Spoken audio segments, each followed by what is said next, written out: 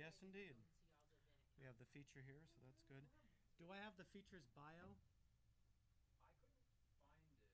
Did I? I think I might have emailed it. Okay. Let's do that first. Or we can do it during, but we only have Yeah, I'll just do it now. one performer so far. I've been Well, away two, for the past 10 three. days, so I'm just getting back today. Yeah, including you, that's three, including myself. All right. And you's close. Let's go.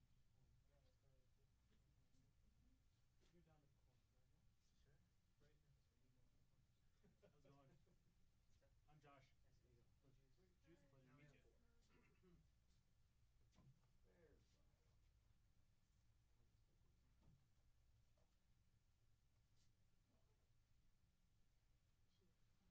There's Is your bio? this document. What? Yeah, it's kind of old. I sent but you I the think, document, I believe. Oh, okay. The link? Like if you Yeah. to introduce you. Well, let me see. It might be like inclusive enough. Yeah, honestly. Unless you put it back in. I like the idea. I like the book idea. You just edited it? Sit there. Yes. You can make the bio quickly. Oh, okay. Perfect. Don't take it. I just want to. How do you pronounce your last name? Ajani. Ajani. Yeah. Okay. Well, this is perfect. I appreciate it when people ask. Yeah, of course. Yeah. I just noticed that you see it in the back. Right on the desk. Thank you. Yeah.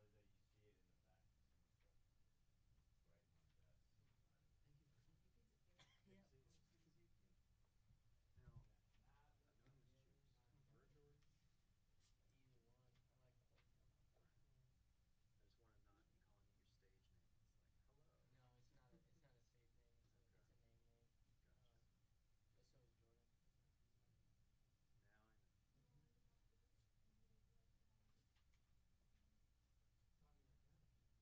just want to not be calling you your stage name. It's like, hello. No, it's not a stage name. Okay. It's a name name. Gotcha. But so is Jordan. Now I know. Talking like that.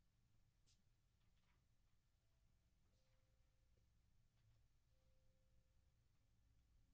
You guys ever have any rappers come over here? Oh yeah.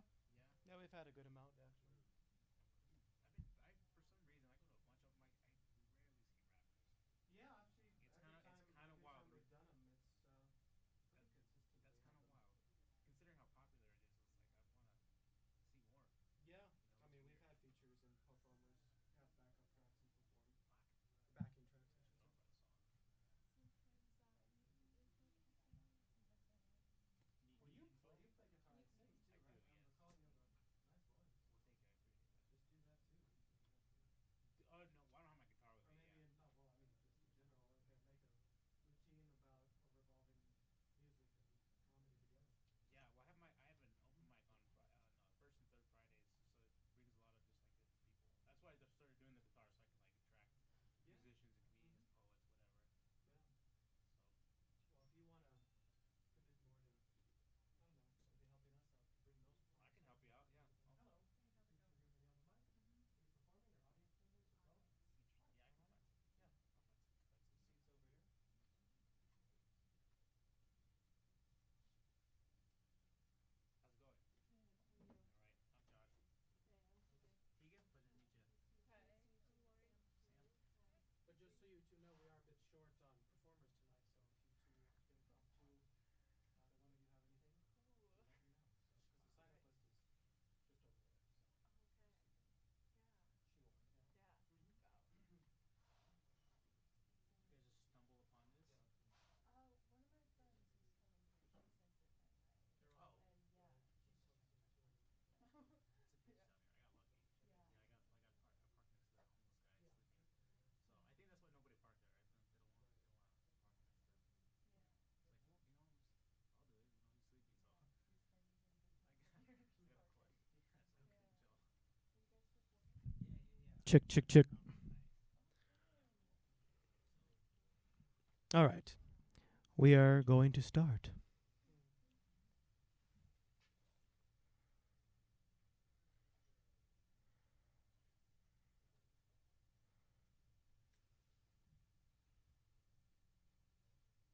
Look at that classy fade in. Good evening, everyone. My name is Cipriano Ortega, and I'm so glad to be back doing this. I was away being an actor for a little bit last month, and now I'm back here doing another sort of acting thing. I am your host for this evening, and every second Friday till they don't want me here anymore, I am the host for Sacred Voices and also a board member. Sacred Voices promotes unity, healing among Black, Indigenous people of color, BIPOC plus communities, through creating expression while empowering youth to find their voice, power, and becoming leaders in their own communities. So a little bit about tonight. Obviously, we're streaming as well, too. So you can say whatever you'd like. You can do whatever you want. But if it is a bit more adult content, that obviously will not be played on the public access television, but it'll still be up on streaming. If you do not wish to be on streaming post this, we can take that down as well too. And if you want a copy of tonight's performance, there is a form on our website as well to fill out to get a copy of that.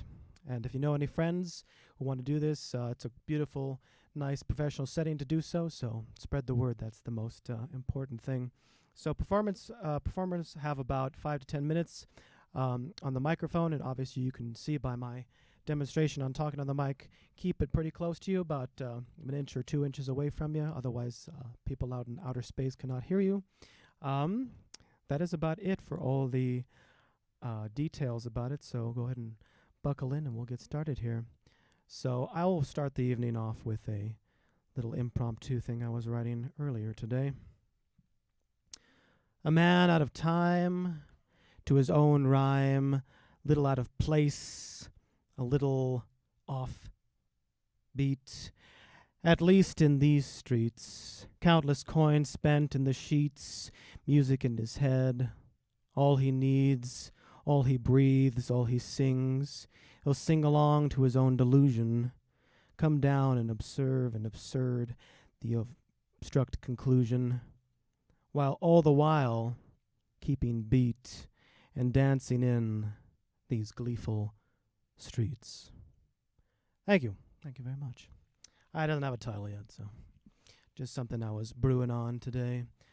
But yes, shall we have some comedy to start off the evening? Come on up. Yes.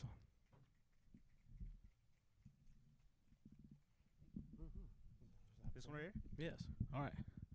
What's up, everybody? My name's Josh. Pleasure to meet every one of you guys. Tegan, Juice, Sam, Ashia, Lori. Pleasure to meet you guys. Can somebody explain to me the snapping? I don't understand the snapping. Why do people do that? It's a poetry thing, right? Do you guys know why that? Do we just accept that?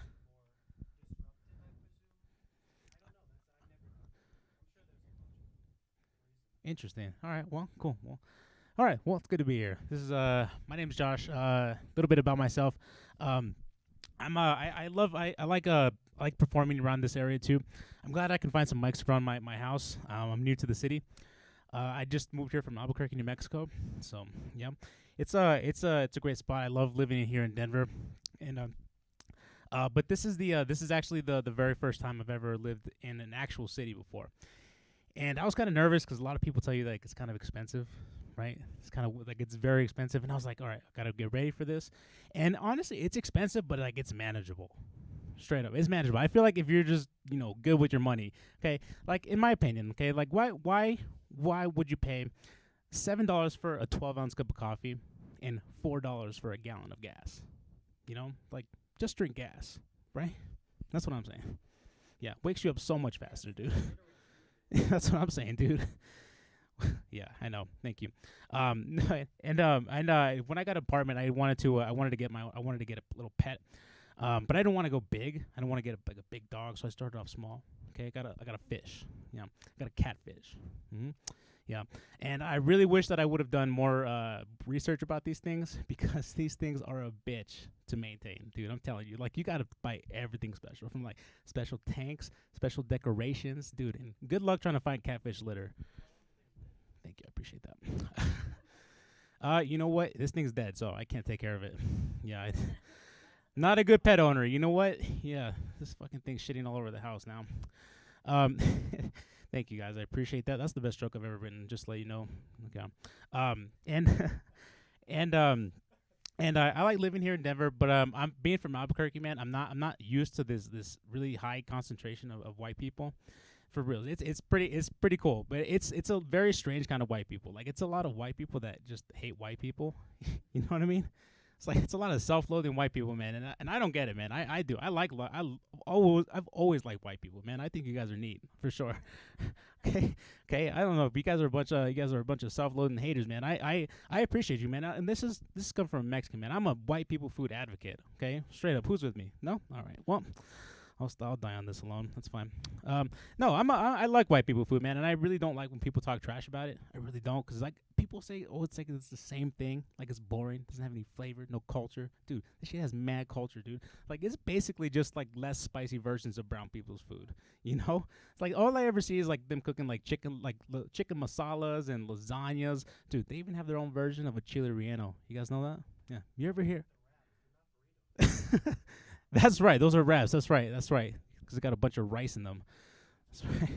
I'm not a rice. Yeah, I'm not a rice burrito kind of guy. You know what? It's not my thing. Too much carbs. No, but no. They I completely lost my train of thought. No, but thank you. I really appreciate that. Just getting heckled over here. Damn, dude, this is the most polite heckling I've ever experienced in my life, dude. No, and the thing is too, like I always see them cooking the same thing, like always cooking like everybody else's culture's food, right? Like it's like chicken masalas, lasagnas, chicken alfredos, dude, and they have their own version of a chile relleno. Yeah, you ever heard of that? It's a stuffed bell pepper, dude. Shit's banging, dude. Shit slaps. Okay. Now here's the thing, too. I personally believe that the beauty of white people food becomes it lies in the complexity, right? Because I feel like in order to make really good food, it comes from struggle, right? Like that's what makes Mexican food so beautiful. It's like that because it's like poor people food, right? It's the thing like we can take something like a cow's tongue, we make tacos de lengua. We take the cow's stomach, we make menudo, dude, delicious. Oh, okay. Now white people struggle too. Okay. Now I had a lot of white friends growing up, man. Do you see what they have in their house? It's like a lot of expired marshmallows, dude. A bunch of sour cream all over the place, dude. So when they start getting creative, dude, they start making stuff like ambrosia salads, you know. So I don't know. It's not just me. No, and I found this out too, and I remember the first time I had eaten with my white friend, and he invited me over, and he had this thing called a twice baked potato.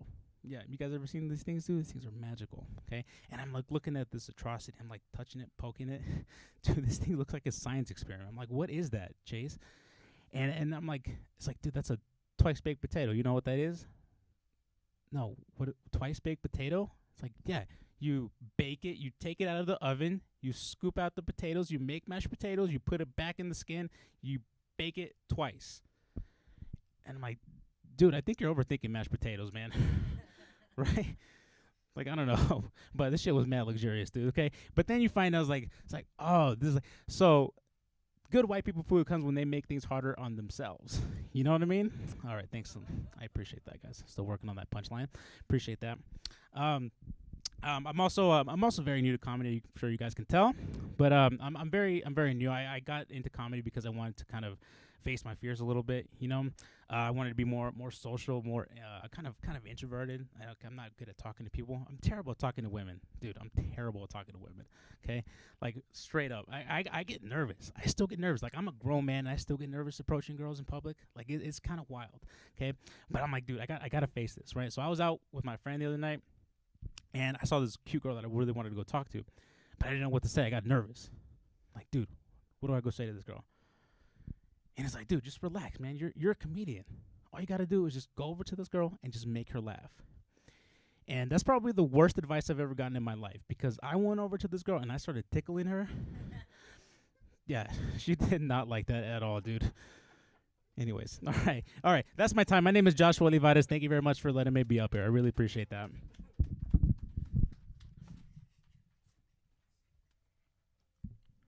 Yeah, the first time he came to our open mics, he started with that joke, and I was like, oh, that's an interesting choice. I mean, I gotta love comedians, because especially perceived, male comedians always being talking about the whole game of picking up people. Kudos to you. I don't know if I'd ever really go on that shtick, but you gotta laugh, so that's always a good thing. You know, make 'em laugh. You know. All right, I just realized that we experienced a beautiful holiday not too long ago, and that is the 4th of July. You know, it's a great little time. I saw the move of those lips there. Yeah, that's a great little time. You're gonna love this number. But I'll have a little backstory. So my friend who passed away this year, last year we did 4th of July, and he's a pyrotechnic. And I helped him last 4th of July to shoot off these really incredible professional fireworks. And it was a pretty cool thing. A lot of mess. It took about a whole day from like 7 in the morning to about 5 to set up the whole thing, and about 20 minutes to shoot it off, and high-powered explosives. So that's part of it. The other part is it was on a golf course at some country club, and it was all these elite, rich people celebrating 4th of July by shooting some golf.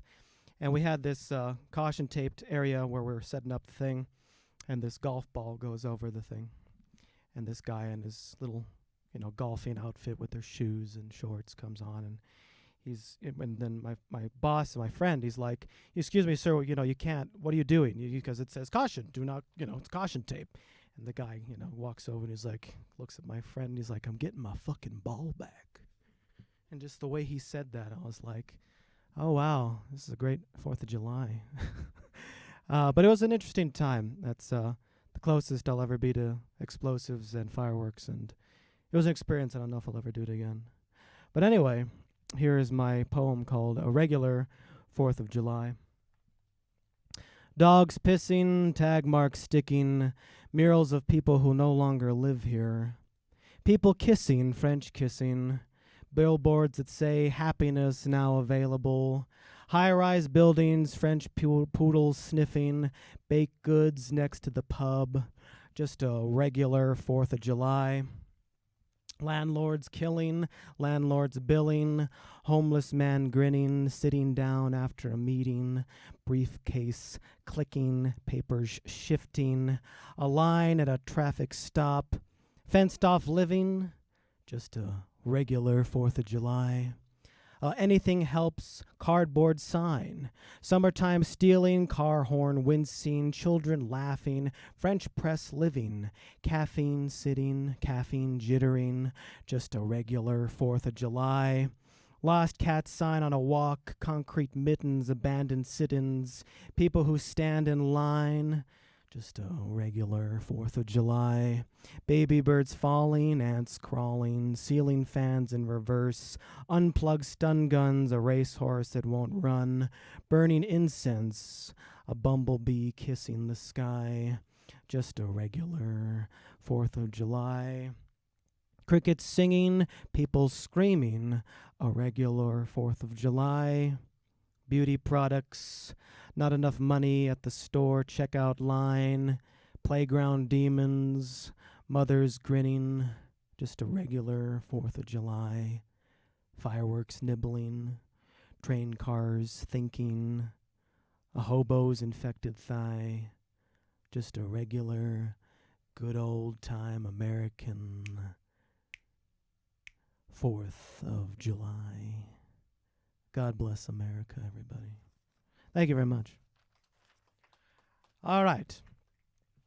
Juicebox, would you like to come up and share some words of wisdom for us? Thank you.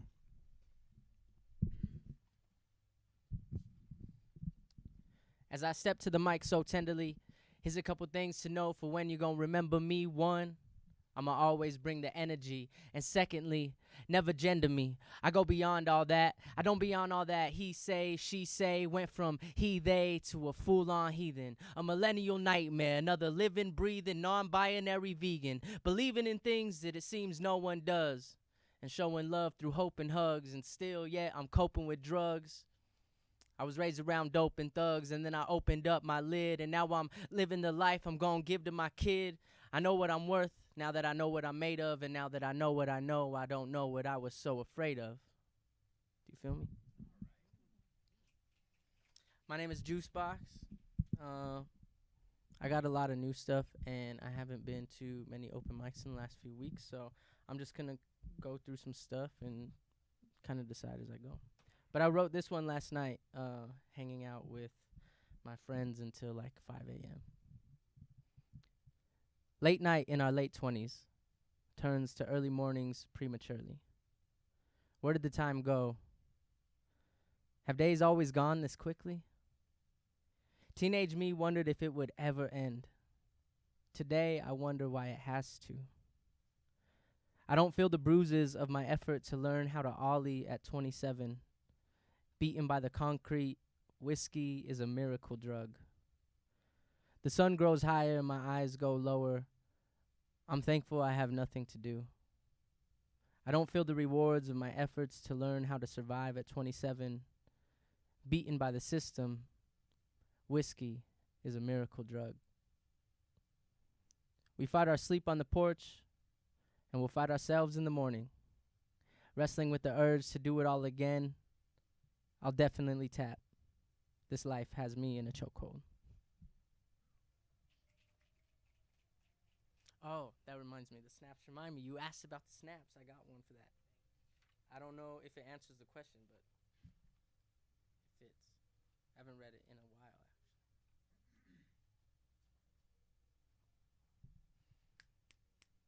Go off, poet. Speak the truth, give it to 'em till they all know it. I'm all knowing, over know it all. There's places in my mind that I don't like to go at all. Once the thoughts start running, then it's off to the races. And if I go too far, it'll be all in your faces. See, I could read the room, and if we're not on the same page, then it's probably a good sign that I've lost my patience. Or maybe I just lost track of time.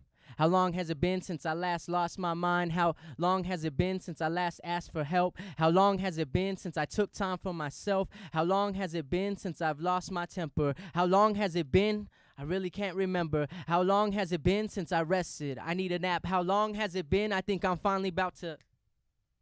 Traumatized, but all the time my loved ones harbored lies, all disguised in a false compromise, saying, you don't have to be perfect, but you have to always try. Well, I'm sorry, guys, for all the times I thought I'd fly and then came crashing down, expecting to hear a laughing sound. And once my composure came back around, I could see the anger inside all your eyes. Learn from an early age that mistakes are a no-go. The only thing worse than being a fuck-up is being a no-show. So shut the fuck up and stop apologizing. And what the fuck's with all the crying? This is a construction site, and what I'm realizing is that the thing that needs the most work is you. You can't be my child, cause I'm perfect, fool. And if I raised you, then you'll be perfect too. So who are you, and what did you do with my kid? I don't remember exchanging them for some useless bitch, always doing stupid shit. The definition of what clueless is, always having to have me redo your shit. Cause if you're too incompetent to do the shit, I'm seriously about to lose my shit. You had one job, fill the bucket with water. How the fuck do you lose the lid? You're 13, that's damn near 30. Do you want life to hurt you the way that it's hurt me? It's time to grow up. Quit the crying and the woofing. If you can't handle a little criticism, how the hell are you gonna handle this ass whooping? I guess there's only one way to teach you how to do that. And you can't. And don't even think about swinging back. You got me so pissed, I'm seeing back. Oh, and now I'm finally about to go off, poet. Speak the truth, give it to them till they all know it. I'm all knowing and know it all. There's places in my mind that I don't like to go at all. Once the thoughts start running, then it's off to the races. And if I go too far, it'll be all in your faces. Cause I can read the room, and if we're not on the same page, then it's probably a good sign I finally lost my patience. Or maybe I just lost track of time. How long has it been since I last lost my mind? How long has it been since I last asked for help? How long has it been since I took time for myself? How long has it been since I've lost my temper? How long has it been? I can't seem to remember. How long has it been since I rested? I need a nap. How long has it been? I think I'm finally about to snap.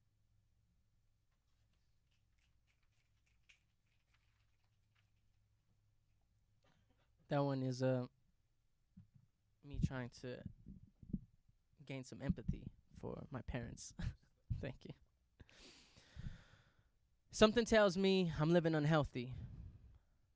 I tell that something to tell me something I don't know. But my mind don't know what it don't know. But don't it know? If you don't put the plant in a new pot, then it won't grow. So let's change the pot.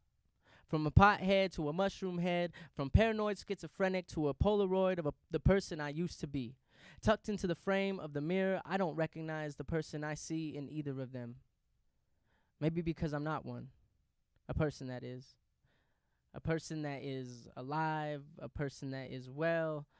Being alive and well sounds like an oxymoron to me. Thoughts and emotions juxtaposed, squished and forced next to each other in this beautiful meat suit. There's just not enough room in this body for all of these thoughts and emotions. Growing inside of another person's body has to be life's way of sitting on top of the suitcase when trying to get all the shit to fit. There's just not enough room in this body for all these thoughts and emotions. I can feel them bursting out the seams. It may seem like poetry to you. To me, it's how I make room for myself. When the room I grew for myself feels too much like myself. So if I spit something for you to hype myself, that means I've finally given myself enough space to actually feel like myself, to actually maybe like myself. This is not for you. I am the most selfish person I know. I know myself all too well. I know myself better than anyone. So when you tell me you love me for who I am, something in my mind tells me to tell you to tell me something I don't know. But you can't tell me what you don't know. And you don't know what goes on in my mind. So you tell me what you think I want you to say. But I don't want you to say anything. Because anything you say will only become a debate inside my mind. But you don't know what goes on inside my mind. You only know me. You know me for who I am, and who I am at any given moment has all been squished and forced into this beautiful body. So please, don't say anything. Just hold me.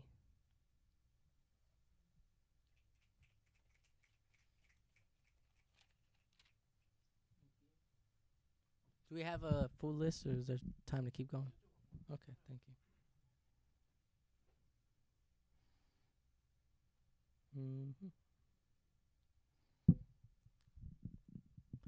I've been cheated and lied to, then pled to and cried to. Like, I don't know what I'm going to do if I can't spend my days beside you.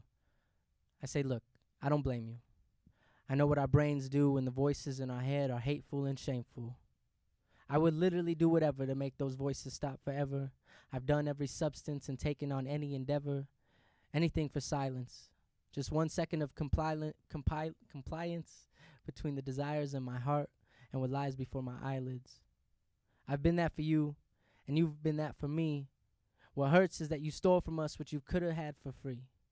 You could have had it all, everything you ever wanted. But I know lying to yourself makes it much harder to be honest, so I don't take it personal. You're just another person, and I don't wish the worst for you. I know you're already hurting. Thank you.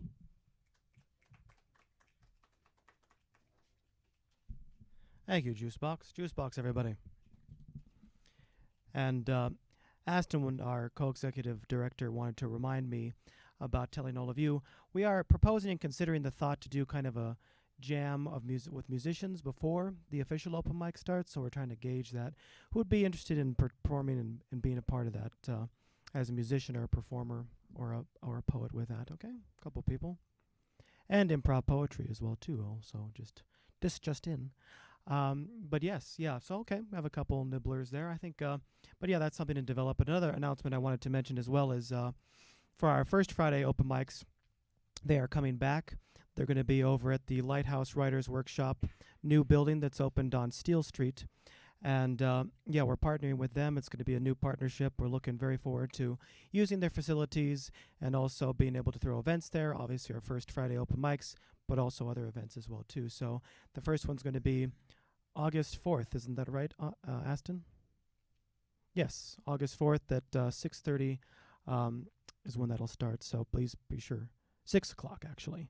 But yeah, please tell everybody that you know. It's going to be a pretty big event. It's pretty important for us. But yeah, definitely. Bree, so you said you had some poetry and a story for us? Okay.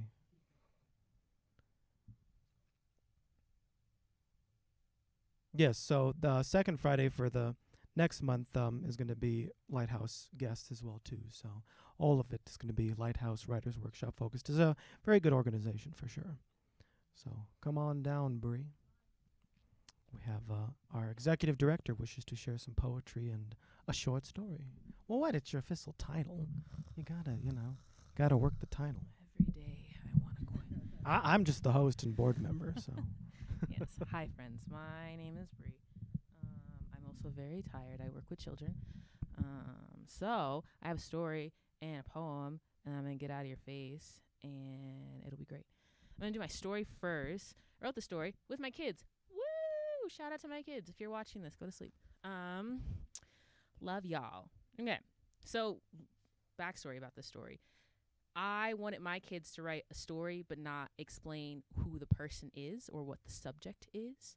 So that was my like theme. I was like, write a story, but don't tell me what's happening in the story, basically. And so I wrote this to give them an example because they're like, Mr. Bree, I don't know how to write a story. What do I do? I'm not going to do this. I'm going to go jump off a chair. And I was like, ooh, do that. So this is my story. So once upon a time, somewhere nestled between here and there lived something that looked too much like you and less like I. Hunched over river bends and the stars, too full of itself, mischievous, cunning in nature, but lonely. One day, it went looking for something, someone, that it could call home, friend, love, mine. So it searched high and low, under the sun, on top of the moon, until its eyes caught a small being, similar to what it wanted to be, human. It slid down into their shadow and observed. The human's hands worked tirelessly, merging coils into rows until they met an end. It watched and watched and watched and watched, and hours have gone by before it remembered what its search was for. In its first place, started growling out of the shadow. It wrapped its limbs and nails around the human, too busy with the thought of victory. It didn't notice the rows of coils beginning to untangle. Kinks found ways inside of it, enveloping it into scalp. It didn't stand a chance. And the human smiled just for a second and began merging again. So that's my story. Yeah. All of my kids were like, what? I don't understand. And I was like, oh, y'all are so cute. They still ask me to this day all the time. They're like, what's the story about? What's the story about? What's that story about? And I was like, go read Octavia Butler and then come back and then we'll talk about it. Also, go read Octavia Butler and then come back to this open mic and we'll talk about her because I love her. Great. I have one poem. It is it's a little bit of a call and response if I'm being completely honest. I'm going to raise my hand. Y'all are going to say ding dong. We're going to try that. Or you can say knock knock. Which sounds better? Knock knock or ding dong? Ding dong? We're a ding dong crew? Okay, I love that. All right, so I'm going to raise my hand, and y'all are going to say ding dong, okay? We're going to practice. Don't worry. We're going to practice, all right?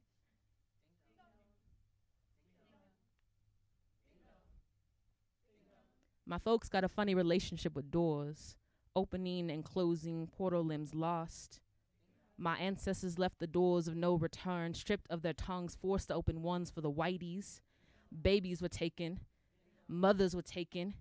Ain't nobody in this house no more. Floorboards got nobody to creak under. Altars go thirsty. Are the doors of the church still open? A whistle from a hot southern door might get you disfigured. A budding mind waiting to learn is forced to find the back door. A door with a sign only to let you know you're only allowed to exist as a nigga, nothing more. I cleanse my door with High John the Conqueror. Wipe the brass with tea. It's my only protection I got from a badge, a social worker, the barrel of a gun pointed at a barrel of a gun pointed yet to take another life, turn black body to skeleton key. My folks, they got a funny relationship with doors, opening and closing. Thanks.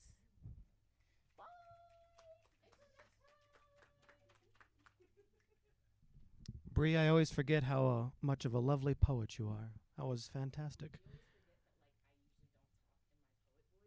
I like it, yeah.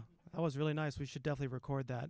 Also, side note for everybody here as well, too, both Aston Lopez and myself are musicians and also recording artists. So if you ever want any of your poetry just recorded as poetry or with music involved as well, too, give us a shout out because we love doing that. We've featured a couple poets and musicians in our studios that we work at. So that is a whole nother thing as well, too. So we offer a lot here at Sacred Voices, or we try to, for sure. Do we have any other performers other than the featured poet for this evening? You came in. You just an audience member tonight, or what's that? Okay. Anybody convince you to perform any poetry? Doesn't have to be your own. Cannot, you know. Yes.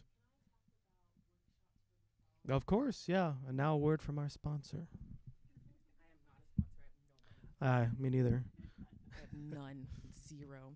All right. For the people who are watching, also for the people who are here, if you're an educator, a teacher, somebody who works on a college campus, somebody who wants a workshop, please hit us up. We have developed a new curriculum for our poetry workshops. Super proud about it.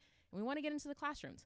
We want to be able to be in a space and do workshops with other people. So please email us. You can email info@sacred-voices.org to get a workshop. You can find our website, which is www.sacred-voices.org. That's correct. I had to check in my little brain. You can find us on the contact. Also, if you are a poet, a workshop facilitator, we're looking for facilitators. So if you're trying to get paid, come find us. If you're good with working with kids, come find us. I'm talking about like warm redirects, not like I'm the teacher and you need to listen to me, but like, hey, really need you to stop throwing that chair right now. We're trying to do some poetry. I need that type of person. So come find us. We're really cool to work with. Our kids are really great. They're cool, awesome. Hit me up, director of programming, but don't tell the man because I hate working. So here's all of that. What else was I going to talk about? Yeah. If you want to get on our newsletter about like our workshops and curriculum, let me know. I'll be here after the show. If you are virtual, email me, send an email to the info account, and then get on our contact page on Instagram because I sometimes delete emails. It's a hard thing. I'm working out of it. It's toxic. I know. I'm in therapy. Working through it. All right. That is it. That is all I have. Goodbye. Also drink water. Thank you for that, Bree. Also, does anyone know of an apartment that is for rent? Anyone out there at all? Because Aston, our co-executive director, is counting down the days of his old lease and is looking for a new place. So we'll talk, Juice. Very much so. All right. So now, without further ado, I'm going to bring in our featured poet for the evening.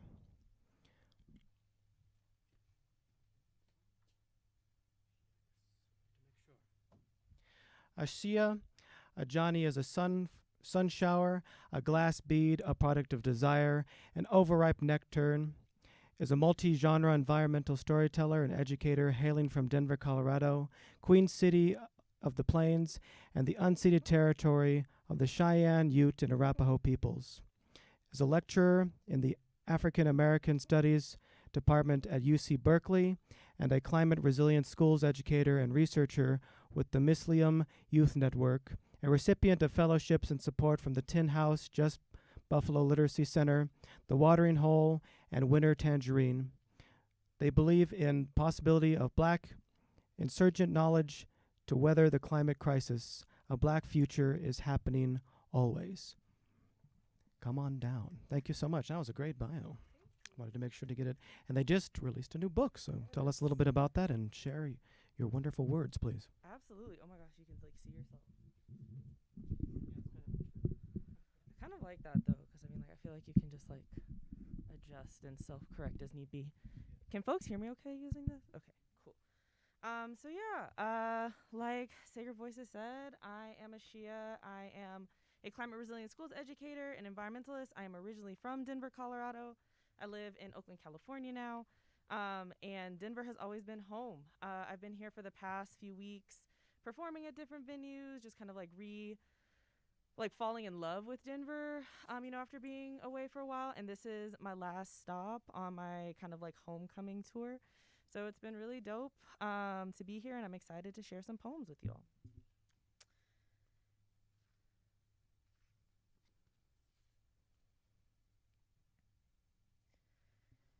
In the beginning, there was my great mother and my great mother's stock pot. Its capacious abyss brothing. A fist emerged first, then a heartbeat. The men bubbled from it unscathed. A girl emerged spitting soap from their lips.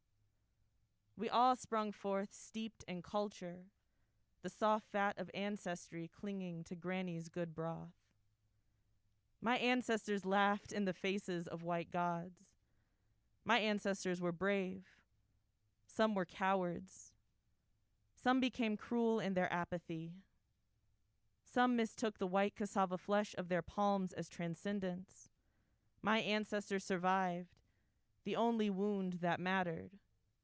My people organized, got blamed for doing it poorly, got blamed for doing it well, got blamed for misspells, their own deaths, had our history ripped from our tongues and fed back to us, sterilized. We made tough choices. We took jobs in factories working to extract and distill natural resources into unrecognizable fuel until we too became unrecognizable. We got cancer from working in sludge, bone disease, emphysema. We lived on toxic land. We got our land seized. We seized land. We didn't get treatment. We didn't get monetary compensation. Sometimes they made documentaries about it, about us. Awareness was the best thing we could hope for. Sometimes we laugh because we deserve to, and Lord knows we needed it. Some of us had cookouts. Some of us played spades. Some of us got to second base under the pine tree in the backyard with a boy with a mouthful of metal. Some of us smoked herb. Some of us didn't want to get our hair wet. Some of us dried out, you dig. Some of us danced until we sweated out that liquor. Then all that was left was to return to memory. Some of us grew gardens. Some of us walked barefoot on damp soil. Some of us grew our hair long and locked. Some of us raised healers. Too many of us needed healing. Some of us gossiped, became grandmas and aunties, stirred our own soup pots, respirited the cauldron, kept each other close. At the end there was darkness, and no light thing could slight through it. It was meant to hold the everything of all things, and thus it was safe. The word came, and the word was black and good and bountiful, and thus it was safe. Creatures of biblical proportions, new gods leapt from the abyss. A wide open womb brought forth black earth, and thus it was safe. Was all guarded, all gate kept, all sweet soil cascading into oblivion, that oblivion, a black bruise mending the smacked around earth. Even the dust it left behind was kept safe. Even as we watched the midnight sky fall from its heavenly border, we were kept safe. In the wet, in the sorrow, in the quiet space, in all that blood and turmoil. Every dusk-swept day, I think a black woman's rage for ensuring my survival.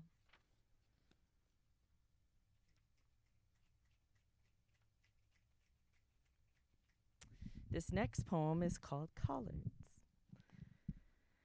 The pot stays on. On the stove, the simmer sojourns south. Hunger don't have no place in this kitchen.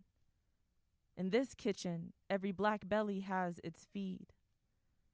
This ornamental garden tastes best after the first frost, after what could not survive falls to decay in service of more sumptuous fruit. Oh, my clever, sour god smoked from brine and whimsy. Sweetwater recalls me a Mississippi madwoman, sick to the soul with all this fruit, yearning for what it means to feed and be fed.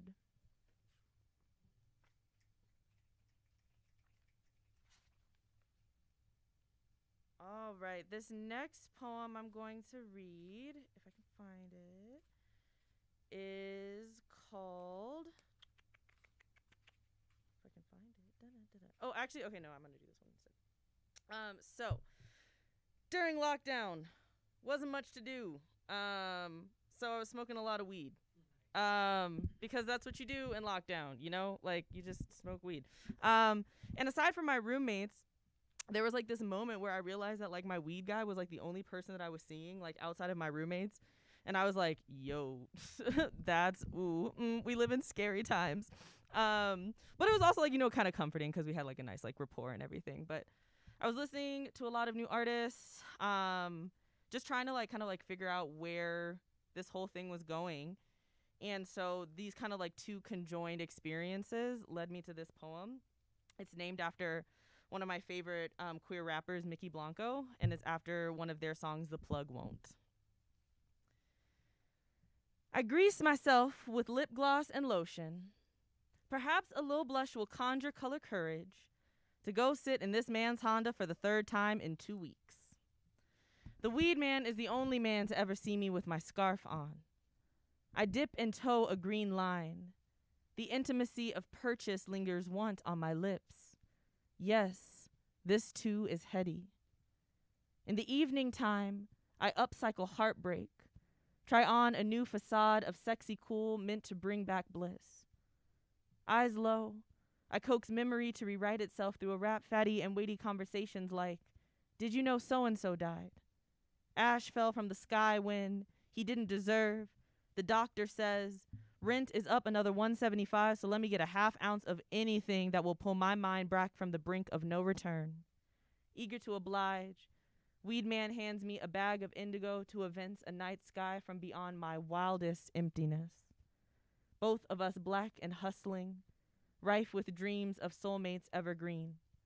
This be an elegiac alliance. Heartache notwithstanding, he beholds my blessings everlasting. Lovers come and go, but this, this is something sacred. I don't know where my paycheck ends and his begins, but I love the idea of being tethered to something. I'm a shapeshifter eroded by grief. Render my tenement hollow. Let the fullness of me idle below an unceded frontier to conquer. I call myself a before, simply ungrounded. How I began? Not like this.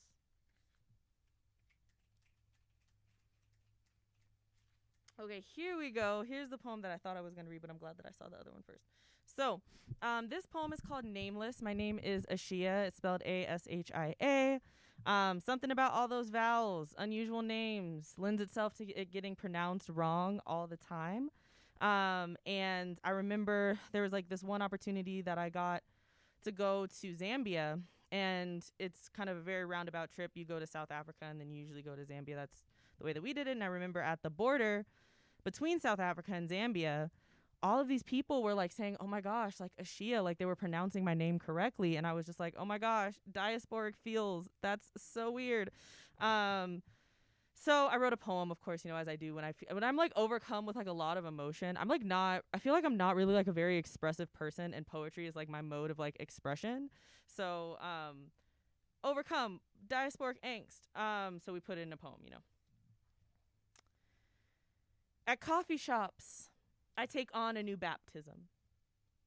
I just want my cold brew. The jumbled pieces of genealogy settle into old dust. Seeds knocked from my braids long, long ago. My ancestry choking on seawater. Lost, phonetically abandoned. Softened cheekbones facing eastward always.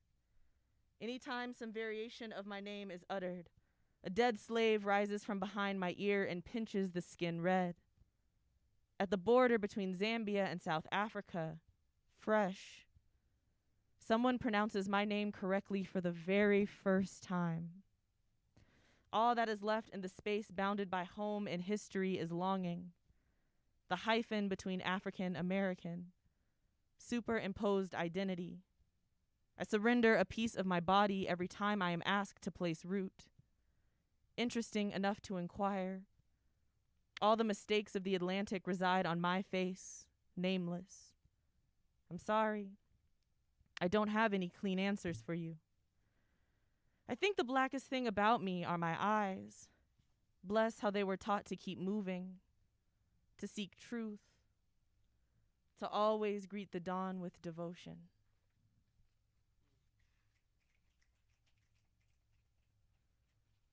All right, so this poem, I usually give a very similar intro to this poem. And a little bit of context is my mom's side of the family.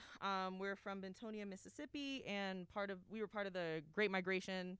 A lot of black folks moved up north in like kind of like the post-Reconstruction era, looking for new opportunities, fleeing racial terror in the South. When you get to Detroit is incredibly industrial, and a lot of these places that a lot of black folks were moving to were very industrial. But it was like, you know, it's a place where you can get a pension, you have a good job. And that's part of the trade-off, is that a few years down the line, you start getting sick, you have this cough that won't go away, your back isn't bending the way that it's supposed to, and then eventually down the line, you realize you have emphysema, cancer, bone disease from working in these factories.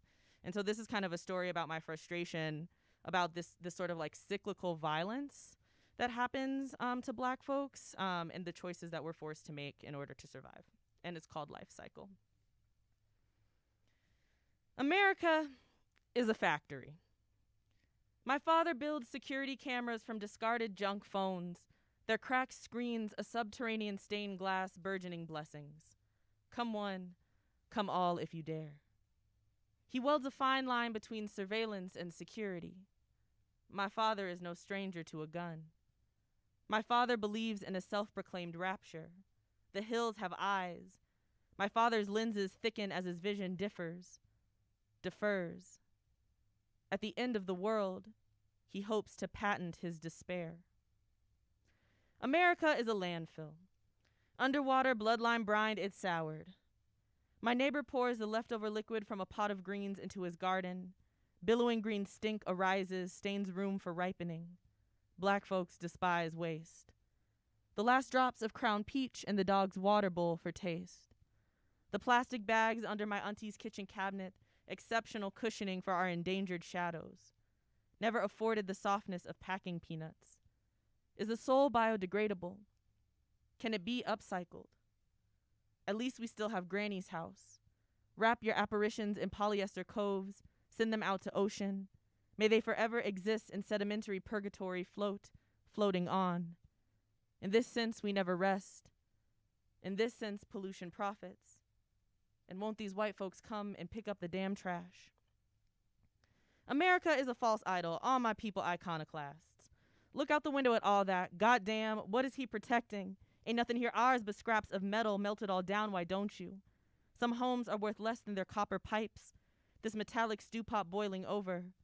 My ancestors bartered their gold teeth for green, earned heart disease and curdle cream dreams instead as the planet warms another degree. Mama says my degree won't save me. So's cash really does rule everything around me. I wonder, what rich bones can broth a new vanguard? America is a malignant tumor. Oh, how I long to capitalize this intrusion in our collective heartbeat, beating away at the floorboards of good senses until the spirits rattle around, pushing daisies. Memories stinging nettle unsilenced. Watch the good earth reclaim clunkers for cash. Nostalgia makes a mockery of present. The open-faced sores on my uncle's knuckles, a tribute to this nation's success. I won't bullshit you. He reeks of burnt sienna and ember. It all reeks of pyrated pyrite, fool's gold. I talk too much about my grandmother's hands because they threshed this country. Great migration granny built Ford tough. A gorgeous ghost gnarled into graphics. Look closely. You can see flakes of calluses soldered to your car's lithium battery. I talk too much about my grandmother's hands because they became cracked by bleach, ammonia, everything meant to whiten and purge bacteria. She passed down her genealogy of anguish, lead-hardened blood, black lung coughing up embattled blues. Wasn't the Tin Man once chopping through scorched earth too? My gut is filled with vengeful microorganisms. Today and every day beyond grief, I throw my grease against any surface in need of shine. America, define yourself a country exactly. My offering, a knotted bellyache of sadness born beyond a destined horizon, manifested. The embers of our lost selves tumbling across the West Coast. Even the mountains seemed to collapse with sadness, the spine of the uninherited earth curved like that of a funeral wailer, an assembly line aggravating access, all that rust corroding our good sense. Riddle me this. How can I be well when my lawn is always burning?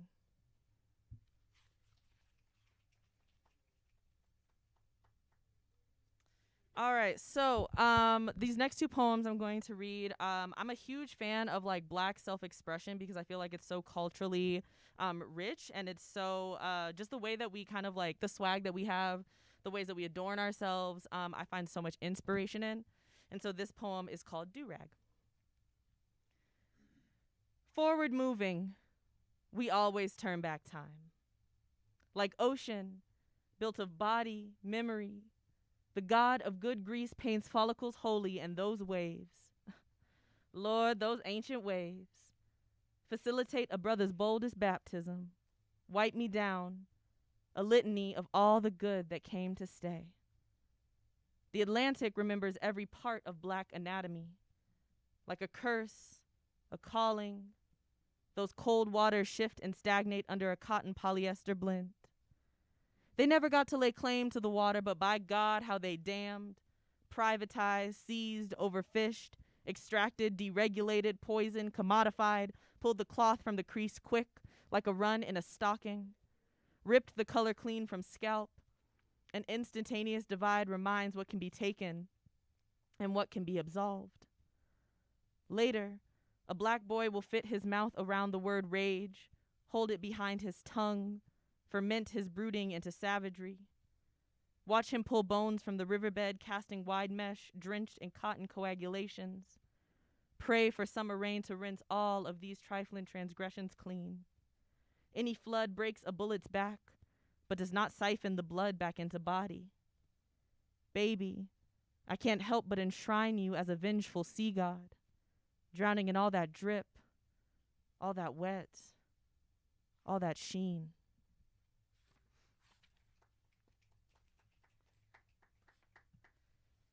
All right. God damn. Baby, you looking so fresh to death. What you finna do? Where you going with all that gas? Illustrious, immaculate black, ooh-wee. Nigga, I'm trying to get like you. Sew a whole seance to my gown and retrieve forgotten gossip in silk and sateen of biblical proportions. Oh, my gorgeous, glittering gods of good looks all grown. I mean, have you ever tasted sweetness from the source? It's almost enough to make a nigga hop a flight and go back to where loves him best. Niggas doo-wopping a silk press, aloe-dipped lock, creases so sharp starch to a soldier's salute, return to a mouth of embodied pleasure, an adornment ordained by centuries of hand-me-down joy, but bitch, soon as that stimmy hit, I drown myself in debauchery. Look quick, I'm a bead on Serena's hair at the 1998 U.S. Open. I'm the gold in your granny's teeth. I'm Spino's opal grill smoking Swisher Sweets. I'm decadence for the sake of decadence alone. Yes, me and my niggas be ungovernable, unquenchable, over the top, extra, indulgent, reinventing beauty one berry-stained thread at a time. Our wayward fantasies too grandiose to ever be appreciated by the colonial machine of our scarcity myths nightmares. Lord, look how we glow even in our grief. Baby, you can't clock this crease. Never doubt a nigga and a paycheck. A nigga in an advent speaking all that is gaudy and sensual and demanding. I am here. I am aching to be seen. True, I am extravagant. But doesn't Earth Mother drench herself in new color every season too? New shades pulled from a legacy of green glamour. Dare say my feet ain't planted somewhere. Like I ain't a product of transfer, transmutation, ecological restructuring. Like I don't pray with the same hands I fold my garments with. I am throttling the life out of miracles as I wring pain from a wet cloth. Watch as I stretch culture beyond erosion. I'ma keep my fabrics, I've earned my keep. Could teach you more about sustainability than you could ever sermonize. Cut from a different cloth, so I be holding good flesh, just yearning to be free. All right, how we feeling? Chilling. It's hard for me to see because I don't have my glasses on, so like everybody kind of looks a little bit like a blur right now, but it's kind of cool. It's like kind of see like different like distortions and images and shapes. So this is like my last stop on my Denver tour. I am very lucky that like out of all of my books, I only have 3 books left to sell. So come find me after this if you're interested, if you like what you hear. And I would love to go back to the Bay with a lighter suitcase. So let's make that happen. This next poem I'm gonna read. It's my poem in here that's most explicitly dedicated to Denver. The way that the book works is it kind of starts in like deep south and then you migrate up north with me and my family and then you migrate out to Denver and then you kind of end up in California. Migration patterns have always been really fascinating to me, especially as someone who like studies a lot of climate stuff because climate and environment, of course, weather patterns, ecology, cultivation patterns very much influence the way that we move. And we're seeing a lot of different kind of shifts nowadays because of climate change in the way that people move, but a lot of it has to do with history, and so I'm really interested in kind of bringing history past to present. And especially in Denver. Denver is a place where a lot of migration has happened, a lot of forced migration, a lot of forced removal. And I think that, like a lot of places in the U.S., it has a very complex history. But in so many ways, it's still home for me. And so, you know, I think that we're allowed to have complex emotions about things. It doesn't mean that they're like on equal footing. And so this is kind of a poem in which I'm just thinking about and missing and mourning, you know, a lot of Denver as well. And it starts, of course, with Queen City of the Plains, for in you we live and our love, Ted Vaca. Denver, my devil dear, didn't you defeat yourself from jump? Didn't you define yourself from get? Dios me, damned by definition, deliciously divined, untempted me to stay dry Dixieland. Darling Denver, didn't you debut dutifully? Deep durazno summertime skies, dandelion debauchery dominated by delight. Denver, you are a desperate decomposer. Didn't you warn me of my own deflowering? Diminishing daydreams, dour drought. A damaging city's deception persists. Dedicated OGs discerned your Domingo deliverance, doping your devotees due to deceitful decolonization. Demented dualities, dish daggers desired by development. Yet so dynamic and dreamy. Delinquents dangle from your dreads, disastrous in your delectability. Denver, I dance with you at a distance. Displacers disturb deities, denote dents in your dirty, dim dusk. So drunk you are in your delusion, dog. Denver wears a dashiki to a jazz festival, decides herself dapper. Discordant chords demolish pipe dreams. Denver dayflower, don't demarcate me dead weight. I wiped my shoes on your dank doormat, your decay stuck to my digits. Deracinated by damnable design, dear Denver, don't disregard my diatribes. It's my duty to disparage your disappearing decision. Your dispossessed have come to collect their debt.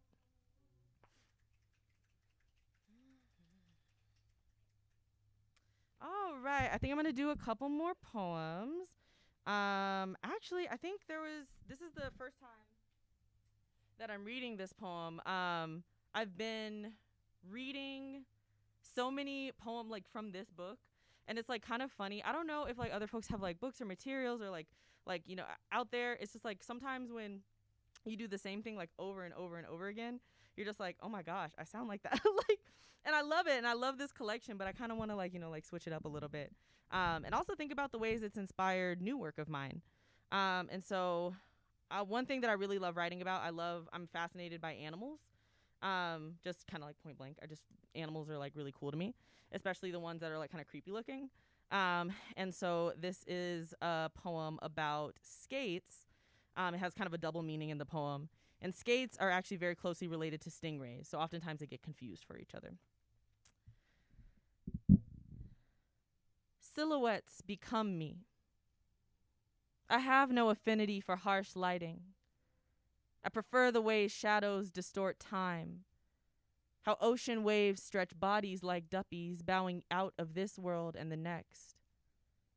Even when the moon hits blue-black just right, salt slips from sleek backs, returns to a collective seawater, homeostasis. I wanted to dissolve into dark like that, home in the mouth of Yemaya. I glide over her tongue and tuck my bell bottoms so they don't get caught in infinite wheels. A mermaid's tale. I became an animal transported by narrative.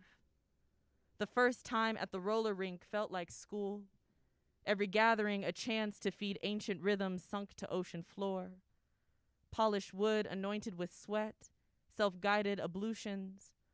I recalled what it meant to be free and glistening, more bend than bone, more inlet than isolation, saddling the curved dark of purple bodies gliding to the sound of their own music, technologies of survival scattered across sand.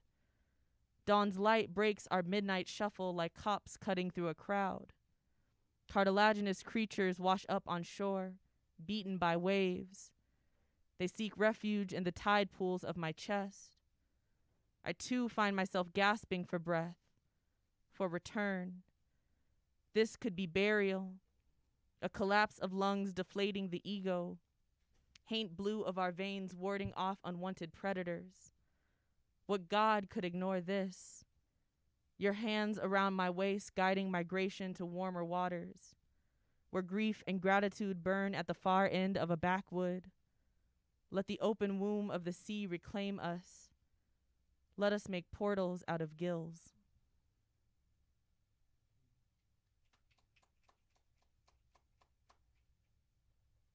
All right, I'm gonna do 3 more poems.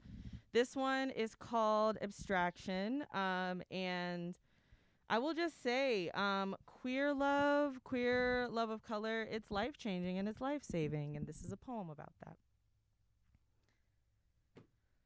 A dialect unknown to my ears, but locked away in my soul, makes itself known every time your lips brush against my skin. There is you, and there is peace.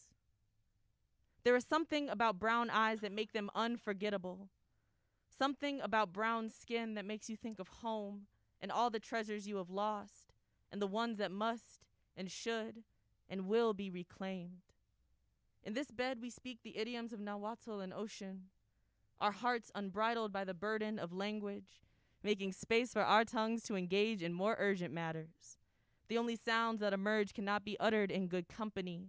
My body gasping, I need you to love me a little louder. I need you to love me with your hands. I need you to love the parts this narrow white world cannot make room to comprehend.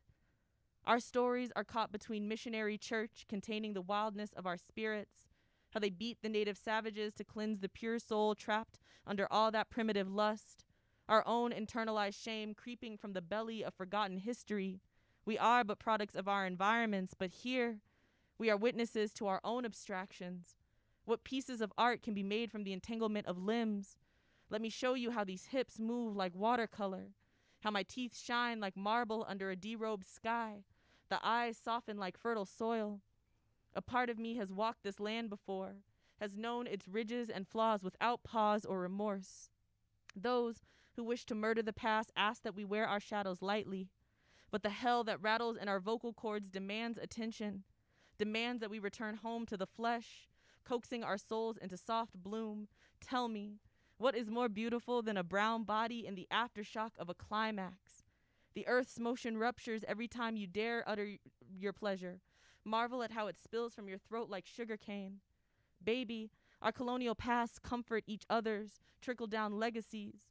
Our ancestral sorrow runs through our veins like sludge. All we know is take, but here we are, you and I, folding back into the joy our forebearers knew unapologetically, and doesn't it feel good to be loved like this?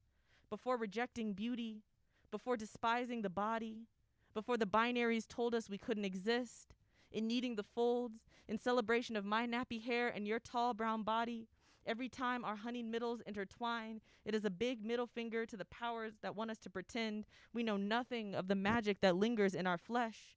Every time our lips touch, it is a song, calling back to homelands buried deep beneath the industrial concrete. And can't you hear the foundation shake? We, sites of both promise and ruin. Can't you hear Atabe weep tears of yucca and joy at our most glorious creation? All right, I got 2 more poems for y'all. Thank you so much for rocking with me this evening. I'll be hanging around a little after if anybody wants to get books. If you're also interested in my work, you can follow me at Ashia in Bloom. That's ASHIA in Bloom. And you can also follow me on my website, Ashia, ASHIA, Ajani, AJANI.com, all lowercase, all together, if you're interested in seeing what I'm going to be up to. This next poem I'm going to read, so the book is sectioned into 4 sections, and the last section is rebirth. And this is the first poem that starts off this section, and I think you'll probably get why once I start reading it. All right. And it's called The Aliveness of Everything Black and Beyond. He emerged, stardust crystallized, in the euphoric afterlife of matter. He mattered. From an explosion burst cosmic beacons. Through collapse, abundance sprang forth. Black was, will be, infinite. more than stalk of flesh, immeasurable. Forget human, black was beyond that. Every beginning drew blood from his stupendous arch. Each sunrise, birthed by his evening womb, before black was black, he was love, and still after, because of his depths expanding, past the margin, overtaking edges, dark space overflowing, diffused across the celestial abyss, in apocalypse's dark aftermath, the stuff of gods flowed in his veins. Look up, see how the moon is but an ornament, nestled in the cascading vapor of life. All right, I usually like to close out my set with this poem. I really like what Bree said about like Octavia Butler. It's like, yeah, Octavia Butler, go read Octavia Butler. But also, this poem in like kind of relation to that, Fannie Lou Hamer. If you don't know who Fannie Lou Hamer is, you should probably look who that is up. That's really important. And she was a badass. And she really doesn't get her flowers. In life, I feel like she didn't get her flowers. In death, she really doesn't get her flowers. But if you want to learn about cooperative farming, black economics, all of that great stuff, look up Fannie Lou Hamer. And so this poem is called Porch, and it starts with a Fannie Lou Hamer epigraph, quote from her, where she says, "I keep a shotgun in every corner of my bedroom, and the first cracker even looks like he wants to throw some dynamite on my porch, won't write his mama again. I keep a piece of myself on the porch. Don't test me. I've had everything ripped from my flesh and still fix my gums to smile at those who wish me harm. Don't try it. I am a nigga who comes from niggas, and as such, I do not play. This body owns nothing, exists everywhere. You can't kill me. I'm a bad bitch. All the fullness in the world collides within my frame. A grand unraveling weathers me mighty vengeful. Can y'all say the same? My love shatters anything that has tried to cause me harm. Ceremony predates survival, so leave my flowers at the doorstep and dance until your heart bursts into 1,000 new iterations of godliness. Fill my cup with lilac wine, where one can pull a Nina croon through the window until a swan song of rage fills the wall and covers me in honeysuckle rose. Give me all that I desire or nothing at all. I want a new wig. I want a plot of land. I want a small wind that carries me through the rest of forever. I am owed at least that. Thank you. And thank you so much, Sacred Voices, for having me.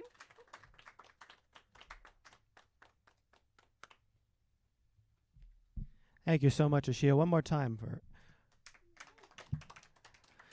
Thank you so much. Yeah, that was wonderful. Exquisite work, definitely. We're so happy and honored to have you. And we're the last gig on the tour. Wow, that's marvelous. Yeah, well, good. I hope you have a safe trip. And yeah, we'll just close out the show. But yeah, thank you once again. And obviously, we'll talk to you after the show as well, too. But yeah, I just want to thank you all once again for coming out tonight. I really appreciate you all showing up. It's always nice and reaffirming to see how many people show up to this every time we do it. So every second Friday of every month. It is always here at around 6:30, so hopefully we see you once again. If you'd like to follow us on any of our socials, our Instagram is at Sacred Voices Denver. We also have a YouTube channel as well, too.